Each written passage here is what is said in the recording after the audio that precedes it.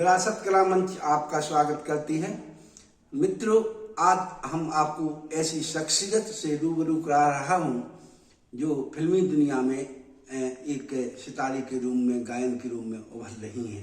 हमारा आशय है सुवर्णा तिवारी।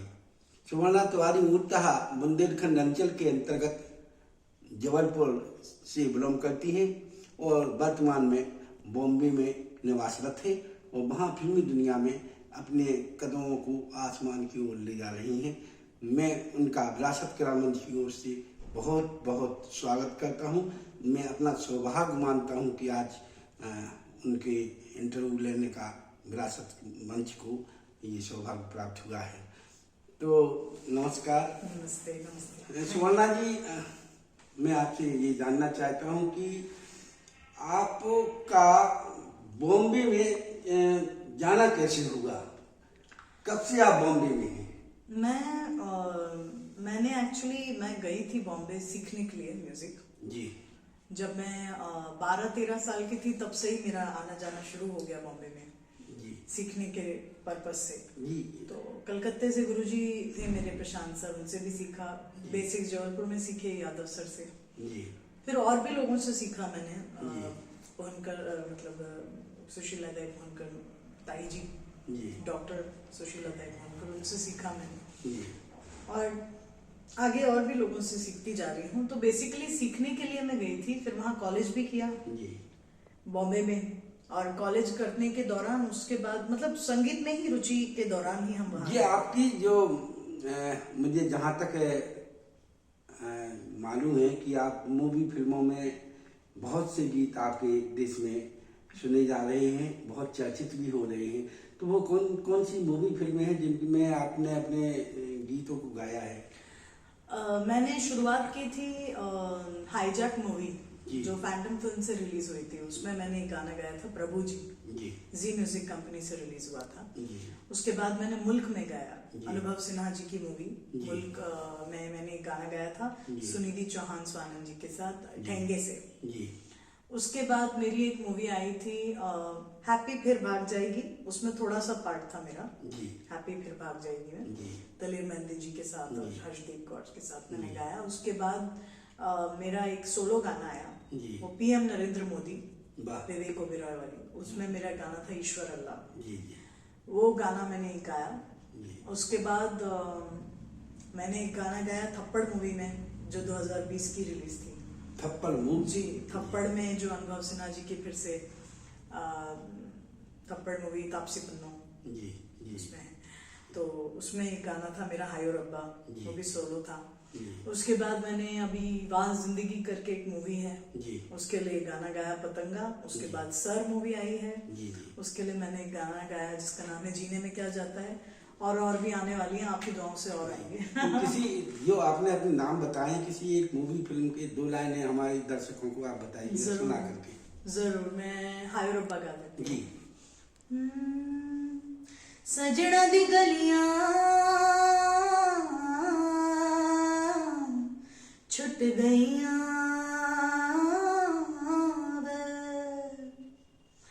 इमलियां मिठियां टूट गईयां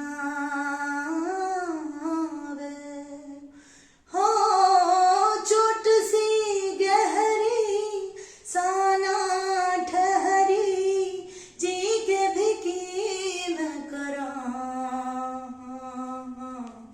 आयो रब्बा नहीं लगदा दिल मेरा, आयो रब्बा नहीं लगदा दिल मेरा, सजना बाज होया नेरा, आयो रब्बा नहीं लगदा दिल मेरा। बहुत ही अच्छा स्वर है आपका।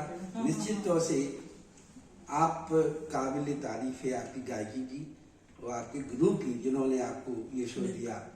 और मुझे आश्चर्य ये होता है सुवर्णा जी कि सुगम संगीत या जिस तरीके के आपकी जो मूवी फिल्मों में गीत आ रहे हैं इसके अलावा भी आपकी जो शास्त्रीय संगीत का गायन है वो भी बहुत एक्सीलेंट है, उत्कृष्ट है। मैंने सुना है, फेसबुक पर भी सुना है आपको बड़े ख्याल, छोटे ख्याल और आलाप और मुर्गियाँ निश्चित तौर से जो संगीत के प्रेमी होते हैं वो चुंबक की तरह खिंच जाती हैं आपकी गायकी से।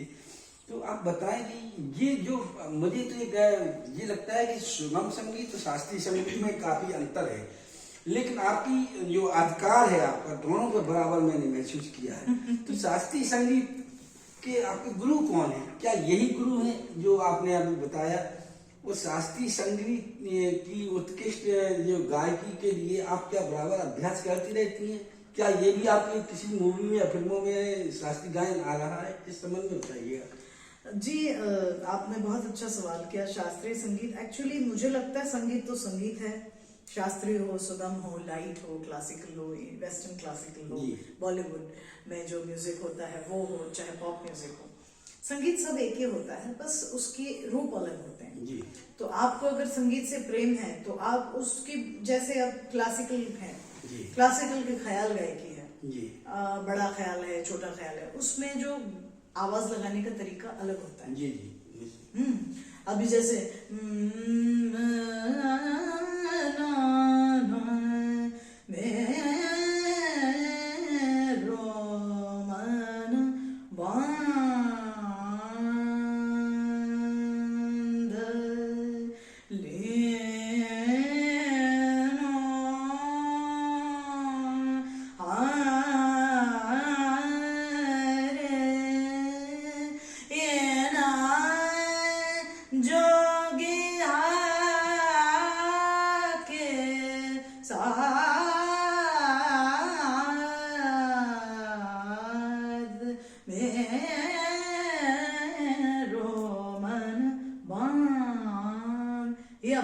बड़ा ख्याल का रंग है।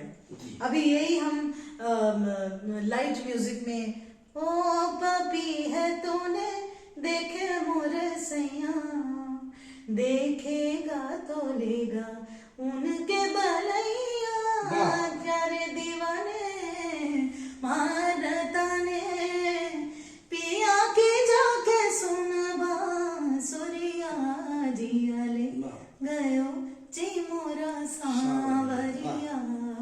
अभी ये थोड़ा सा ठुमरी अंग हो गया, है ना, मतलब वैसे तो फिल्मी गाना है पर ठुमरी अंग का फिल्मी गाना हो गया।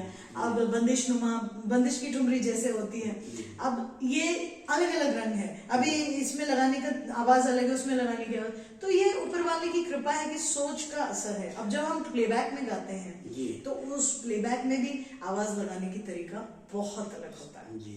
शास्त्रीय गायन में एक घराने की छाप होती है। आपका जो गायन है शास्त्रीयता का, वो किस घराने की छाप आपकी गायन पर है, या आप किस घराने से बिलोंग करती हैं? घराना तो देखिए, जैसे मैंने आपको कहा म्यूजिक सब एक ही है, और घराने अगर हम बात की जाए तो मैंने सबसे पहले जो मैंने सीखा था, मेरे जो यहाँ जबलपुर में मैंने बेसिक्स, उसके बाद मैंने सर से सीखा था, वो भीमसेन जी के शिष्य रहे थे, और अब शायद रामपुर ससवान घराने से भी उन्होंने तालीम ली हुई थी। वो काफी घरानों से उन्होंने सीखा था, तो मुझे काफी मिक्सचर उस समय मिला। फिर मैंने सीखा तो ताई जी तो किराना घराना, उनका किराना घराना, और उसमें उनका किराने घराने से बहुत ज्यादा, तो मुझे लगता है किराना घराना। फिर मैंने बनारस घराने से भी ट्रेनिंग ली हुई है, तो वो टप्पा, फिर ठुमरी, वहाँ का जो एक मतलब अलग ही रंग है प्लीज। टप्पा उसके लिए बड़ा ये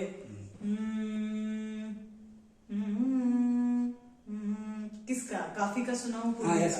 काफी का रीतना रीतना रीतना रीतना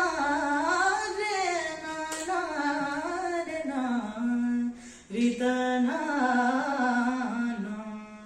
वे मिया वे जाने वाले तेनो, वे मिया वे जाने वाले तेनो, अल्लाह दी कसम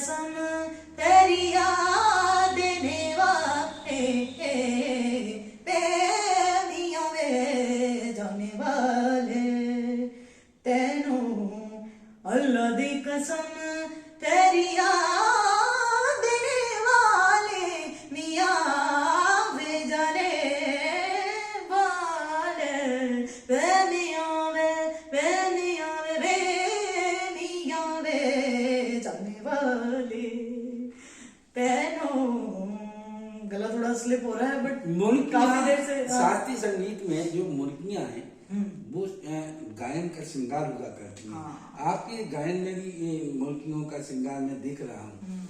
और यदि शास्त्रीय गायन में जो कलाकार सीधा गाता है वो मुर्गियां नहीं रहती हैं, तो मेरे ख्याल से वो उसकी गायकी में चार चांद नहीं लग पाते हैं। मेरा ऐसा मानना है। तो हम आपसे ये कहना चाहते हैं कि आज की जो गायकी है इसमें इस बात का अभाव है, मुर्गियों का। तो इस संबंध में क्या कहना चाहेंगे? ये जो गमक है या मुर्की है या खटके हैं, ये जो तान है या गले का काम है, ये सब शास्त्रीय संगीत का ही देन है जी। मुर्कियां नहीं, मुर्कियां जो है वो बड़ी नेचुरल सी चीज है, उसके लिए कोई लिपि भी नहीं है उसकी कि मुर्की ऐसे नहीं है। मुर्की तो ऊपर से कुदरती ऊपर वाले की मेहरबानी से, और ये नेचुरल चीज है। फोक से हमारा क्लासिकल एजाज हुआ है उसका, उसी तरीके से मुर्कियां भी आपके जिस चीज का नेचुरल जो गाते हैं, जो तो नेचुरल अभी जैसे ये टप्पे में जो है ये तानदारी है। मुर्कियां कहाँ है? वहां जो मैंने सांवरिया गाना आपको सुना है, जिया लेके, वो मुर्कियां हैं। तो वो मुर्गियां बड़ी नेचुरल होती हैं, वो सिखाई नहीं जा सकती। ये भी डेवलप किया जाता है, तैतान है, मुर्की है, गमक है, इसकी क्लैरिटी जो है ये डेवलप की जाती है, वक्त लगता है। रियाज है आपका ये है कि जो कलाकार होता है तो अभ्यास के दौरान मुर्गियों को अपने स्वतः अपने रूप से वो उसको रखता है, अपनी काल्पनिक परिपक्वता से उसको स्थान देता है। अच्छा, मुझे ये लगता है जैसे मैंने जो किया वो अपने आप वो क्लियर होती गई। जी। क्योंकि अब आप जब लगे रहोगे तो वही सा जो मैंने 15 साल पहले बोला होगा, 10 साल पहले या 5 साल पहले, वही सा आज अलग है। क्योंकि आवाज भी बनती है जब आप गाते हो, जब आप म्यूजिक करते हो, आपके साथ आपका एक्सपीरियंस भी होता है। अभी मैं आपको टप्पा सुना रही हूँ, अभी मैंने 2 साल ही हुआ है टप्पा सीखे हुए, 2 साल ही हुआ। आज जब मैं इसको 10 साल बाद गाऊंगी टप्पे को, तो फिर आप देखेंगे कि उसका एक लेवल, जो उसकी जो खांचे हैं या जो भी है, उसका जो लेवल रहेगा वो अलग रहेगा। क्योंकि मैं उतना जब तक गा चुकी होंगी तो एक्सपीरियंस भी होता है।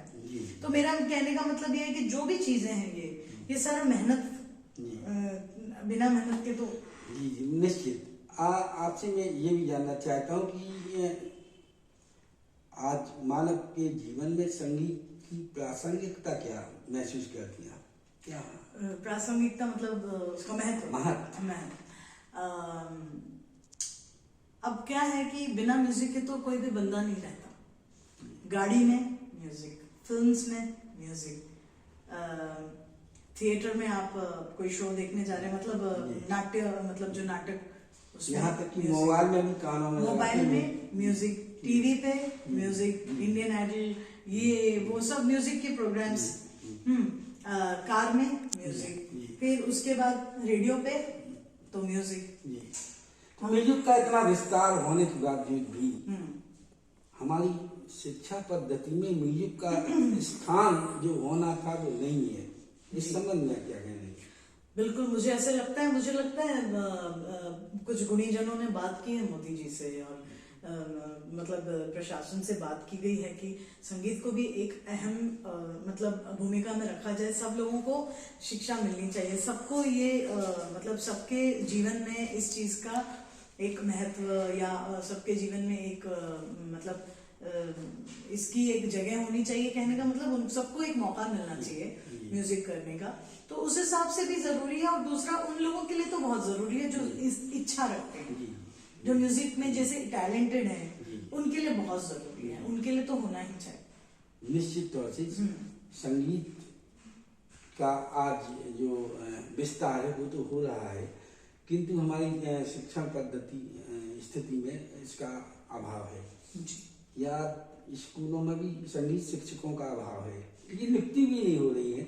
इस संबंध में जो आपने कहा कि निश्चित तौर से मुझे एक चीज और भी लगती है कि आज की जनरेशन को सीखने में तो इंटरेस्ट है ही नहीं। जी जी। उनको मतलब they don't want to learn. जी।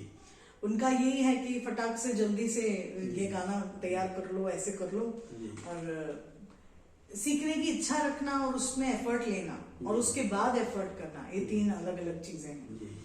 तो ये सबके अपने, अब जैसे मुझे बहुत शौक है या मुझे पैशन है तो मैं करूंगी, अगर यही पैशन मुझ में कम होता, अरे कौन करे तो वो फिर मैं ना करूं, ऐसी है वो, तो अब इंडिविजुअल चीज है भाई अपना। अच्छा, आपकी जो संगीत का जो आपकी अंतरंगता से संगीत का आवाज या अनुभूति या जो गायन जुड़ा, बचपन से जुड़ा, तो नैसर्गिक रहा या आपके माता पिता द्वारा आपको इस लाइन में भेजा गया, या प्राकृतिक रूप से रहा, या आपकी अंतर्मुखी ये साधना से होगा, क्या होगा, क्या महसूस किया? ये शुरू में जो हुआ, बचपन से जो तालीम शुरू हुई, डेफिनेटली घर वालों ने देखा ही होगा। ये तो बचपन से जैसे हर चीज में डाला था, डांस में भी डाला था, कथक भी डाला था, तबला भी थोड़ा सिखवाया है, फिर वो थोड़ा ड्राइंग भी सीखी है, क्या क्या जो अलग अलग प्रकार की। तो हुआ यूं कि घर में मतलब जैसे मेरे नाना जी साइड गाते हैं, म्यूजिक करते हैं, तो मम्मी को मेरी था कि, मेरी मम्मी जो है उनको था कि मेरी बेटी करे म्यूजिक में, उनको कुछ ऐसा लगा था। हाँ, अच्छा, जब मैं पेट में थी उनके, तो एक त्रिवेदी माँ साहब आते थे, त्रिवेदी जी सिखाने के लिए, तो वो बड़ा सुरीला गाते थे, मैं पेट में थी, और मम्मी तो ऐसे ही मतलब चलो भाई पीएचडी करते करते कुछ और करना है, तो थोड़ा सा संगीत सीखेंगे तो अच्छा है, एक डिग्री मिलेगी। अब उनने तो ऐसे ही सीखा, पर हमने पूरी तरह से उसको, वहां से ही मेरे को लगता है शुरुआत आपको प्राप्त होगी निश्चित तौर से। आप बॉम्बे में एक लंबे, हमारे ख्याल से 2 दशक आपको हो गए हैं। हाँ, बॉम्बे में। हाँ, फिल्मी दुनिया 2 दशक मतलब 20 वर्ष नहीं, इतना नहीं हुआ जी। आप 12-13 साल 10 साल। हाँ, नहीं, पर उस समय सेटल नहीं हुई थी मैं। जी, सेटल में हुई हूँ 16-17 के बाद। जी जी। तो मान लीजिए 10 वर्ष। हाँ, 10 तो आप जो फिल्मी सितारों के बीच, फिल्मी गायकों के बीच वहाँ रह रही हैं, आपका वहाँ जमने में, वहाँ पे स्थापित होने में आपको क्या चुनौतियाँ रही आपके सामने? कृपया हमारे दर्शकों को ये भी बताएं, क्योंकि बॉम्बे में स्थापित होना, अपनी पहचान बनाना आज के समय में बहुत बड़ी जटिल समस्या है। वो विशेष तौर से जो देश के इधर उधर के कोने से लोग जाती हैं, प्रतिभाएं जाती हैं, वहाँ नहीं जम पाती हैं और वापस आ जाती हैं, बहुत चुनौतियाँ रहती हैं। आपने क्या चुनौतियाँ वहाँ पे? अब जो मुंबई में रहते हैं वो तो हर प्रकार की चुनौती, चूंकि मैंने वहाँ पे पढ़ाई भी की थी तो मुझे इजीली मालूम था कि कैसे मैनेज भी करना है चीजों को, पर चुनौतियां तो बहुत रहती हैं, एक नहीं 17 प्रकार की हैं, चालू करेंगे तो खत्म नहीं होंगी। बट हमारी उसमें रहने की आदत हो जाती है। और दूसरी ये बात है कि वो शुरुआत में होता ही ये सब के, कुछ भी आप करोगे तो है। शुरुआत में जैसे कुछ चीजें अच्छी ये भी हुई कि मैं वहां पे मतलब पहले से गई तो मेरे दोस्त बन गए, तो उन्होंने हमेशा गाइड किया मुझे, ऐसे लोगों से मत मिलो, ऐसे लोगों से मिलो, तो वो मेरे साथ गाइडेंस था शुरुआत में। फिर मेरे कुछ परिचित लोग थे, उनके वजह से चीजें आसान भी हो गई, पर डिफिकल्टी तो होती है, आपको प्रैक्टिकल बहुत इश्यूज होते हैं। अब यहाँ हम जहाँ पे हम मतलब पैदा हुए हैं, जो भी, वहाँ हर प्रकार का आराम है, उठो तो खाना मिल रहा है, बैठो तो पानी मिल रहा है। तो कहने का मतलब वहां जाके आपको नहीं मिलेगा वो सब चीजें, वहां आपको खुद से सब चीजें मुझे करनी पड़ी, बिकॉज इनिशियली तो हम अफोर्ड नहीं कर सकते कि भाई कुक भी लगा दें ये भी, तो बाद में फिर हमने खुद मतलब वो तो खैर शुरू के कुछ सालों के बाद। और सबसे बड़ा स्ट्रगल मुझे लगता है मेरा खुद का जो मेरा नेचर था वो ये था कि मैं बड़ी आलसी, गाने पे तो बहुत ध्यान दिया मैंने, सच्ची बोल रही हूँ, बहुत मैंने बहुत रिसर्च भी किया है, बहुत लोगों की आवाजों को सुन सुन के मैंने, अच्छा वो करते करते आदमी इतना थक जाता है। और ये जो इंडस्ट्री है, जो भी है म्यूजिक वाले, वहां पे क्या है, थोड़ा बहुत अच्छा गाने वाले भी चलते हैं, और पर मुझे गाना बहुत अच्छा था तो मैंने उसमें वक्त लगा दिया।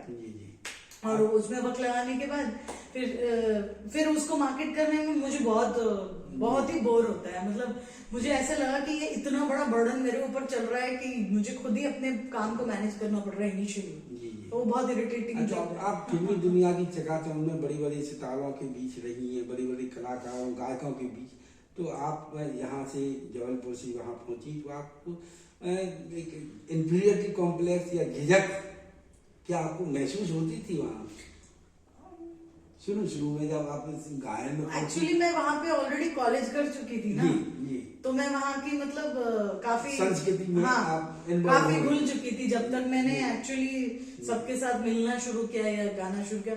ऑलरेडी मुझे आराम से 5-6 साल तो हो ही गए थे, तो मैं घुल गई थी। मुझे अच्छा, वो नहीं लगा। अब आपका लक्ष्य क्या है? बॉम्बे फिल्मी दुनिया में आपने स्थान बना लिया, पहचान बना ली, अब आपका लक्ष्य क्या है? आप अपनी पहचान फिल्मी मूवी में जो आप आ रही है, गायन में आ रही है, एक धारा ये है, एक शास्त्रीय संगीत की धारा है जिसमें भी आपकी पहचान जिसमें स्थापित हो रही है, तो आप इन दोनों धाराओं के साथ चलेंगी या एक धारा में रहेंगी? मैं तो जहां मुझे मौका मिलेगा वहां गाऊंगी, क्योंकि मैंने तैयारी हर प्रकार की हुई है। तो मुझे अभी जहां मौका मिलेगा मैं वही गाऊंगी। जहां मौका मुझे मिला, जहां मुझे चांस मिला, जहां मुझे तो क्लासिकल की तैयारी करके जाना है, क्लासिकल की तैयारी करूंगी। आप लाइट का गाना जी बहुत बढ़िया। आप जबलपुर में रहती हैं तो बुंदेली भी बोल लेती हैं, और आप बॉम्बे में रहती हैं तो महाराष्ट्रियन भी बोल लेती हैं। वो मैंने सुना है आप पंजाब की बोली भी बोल लेती हैं और अन्य प्रांतों की बोली बोल लेती हैं। तो इन बोलियों का प्रभाव क्या आपके इस गायन में कहीं आप रखेंगी क्या? जरूर जरूर। जो बुंदेली भाषा का जो नखरा है, जरा उसका जो एक देसीपन है, जो फोक मतलब रस्टिकनेस है, वो हमारे गानों में दिखती है। मुल्क वाले गाने में तो सैया ने हाथ मांगा, दो पल का साथ मांगा, वो पूरा एक फोक टाइप का गाना है। तो उसमें जो हरकतें होती हैं, जो एक बोलने का तरीका होता है, तो ये जो ठुमरी या फोक काफी जुड़ाव है उनमें। तो वहां से फिर वो जैसे बुंदेली जो भाषा के जो मिठास है, नाजुकता है, वो अपने गले में मुझे लगता है। और पंजाब जो है पता नहीं क्यों कैसे मेरा उसके साथ इतना मतलब कितनी मोहब्बत है और इतना अपनापन है कि पंजाब के जो पंजाबी गाने हैं, फोक सॉन्ग्स हैं या जो पंजाबी गाने, उसको मैं बहुत मतलब अपने आप मेरी आवाज उसको सोख लेती है। तो पंजाब का हो गया। मराठी मैं इसलिए जानती हूँ क्योंकि मैं महाराष्ट्र में रही हूँ काफी टाइम। गुजराती भी थोड़ी बोल लेती हूँ, और हिंदी इंग्लिश तो बोलना ही पड़ता है। निश्चित तौर से आपने इतनी कम आयु में एक स्थान बना लिया है और संगीत के माध्यम से आप देश में जाने लगी हैं। मूवी फिल्मों में आपने जो यश कीर्ति प्राप्त की है, उसके लिए हमारी विरासत कला मंच आपका बहुत बहुत स्वागत करती है। मित्रों, अभी आप सुन रहे थे सुवर्णा जी को।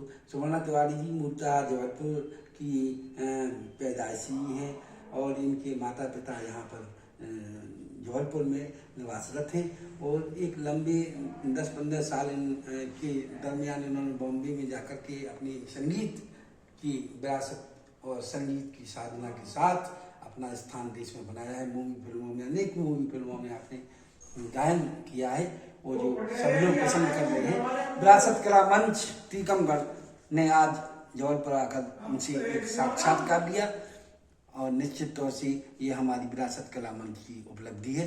सुवर्णा जी, आपका बहुत बहुत धन्यवाद, आपने जो मुझे समय दिया। Thank you.